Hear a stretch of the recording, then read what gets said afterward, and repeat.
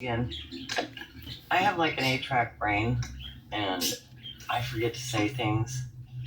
And one of the things that I was trying to say in all of that about Buddy and the whole thing and Marcus's post is it is really sorrowful to me. And then I, remembered different times I've gone to churches just looking for fellowship or, little love, some prayers, some care. Just, can you care about me? I know that's a hard thing to go and just ask, man, will you guys be my friends?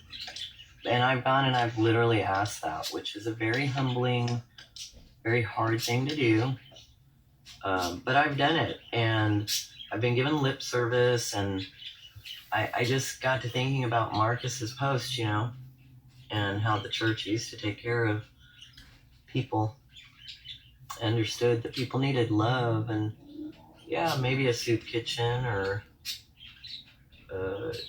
place to stay or a little hand up or something, some prayers, some fellowship, and real love, right? But church ain't the where to go nowadays. That's what I found. Because I was going to mention all these homeless people are there, and all around, they're like, I'm in the South, right? There's church after church after church after church after church after church of every denomination you can imagine. Just hundreds of them everywhere. And so at those churches, there's people that are driving to and from those churches on a weekly basis, sometimes several times a week or a couple times a week, that see all of the needs, that see all these people, And do you think they help? No, they don't. Because I even, at the church that I was going to here, that the Lord asked me to go to, that I did go to, I brought up Buddy at one of our Sunday night meetings, and asked for prayer, and not just Buddy, but some of the others, And they were all just kind of like, oh, yeah, okay, sure, whatever, lady, Okay. I don't know. I've got that brown thing going again. Sorry. It's valid. But the church isn't just not meeting practical needs for each other and their less wealthy members, from what I'm noticing. They're not helping in the community. They're not being known by their love for one another, and they're not generous at all. It's all unto themselves. And it's become little social club business operations that are tax exempt. They're businesses, and they're cliques and social clubs for the most part. Sorry if you disagree with that.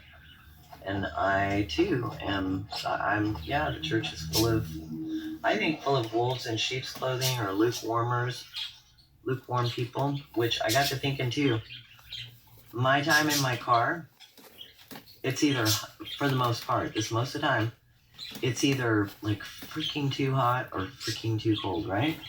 Hot or cold, and I hate both extremes. I don't like being freezing cold, because once my feet get cold and stuff, it's hard to get them to warm up, and it's hard to sleep in extreme cold.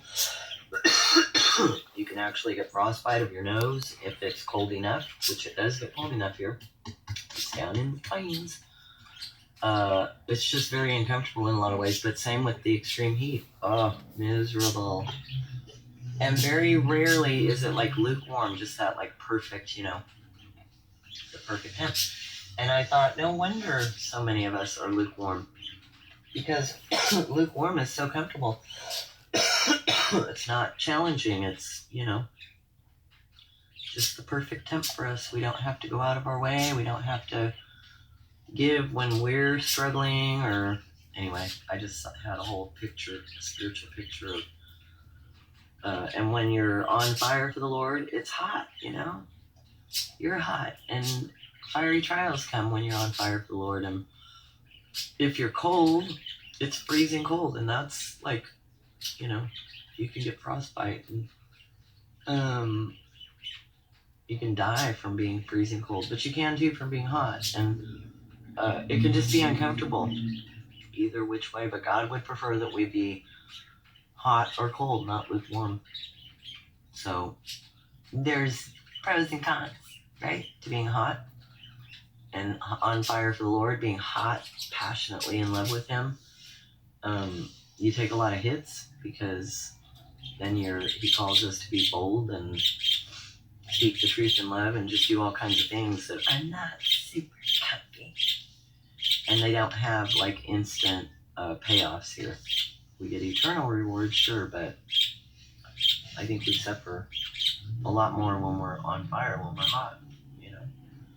And so, and it's exhausting. It can be very exhausting because we still live in bodies. And yes, the Lord supernaturally empowers us. And I've read and heard lots of testimonies about how He does that. And He's done it in my own life. But it doesn't mean that it doesn't take a toll and you don't get tired or you just want to cry. You know, ministering to people is hard.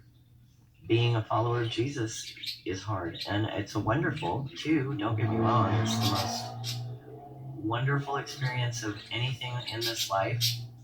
And it's also, you know, it has its moments, you know, and God is faithful, so praise the Lord.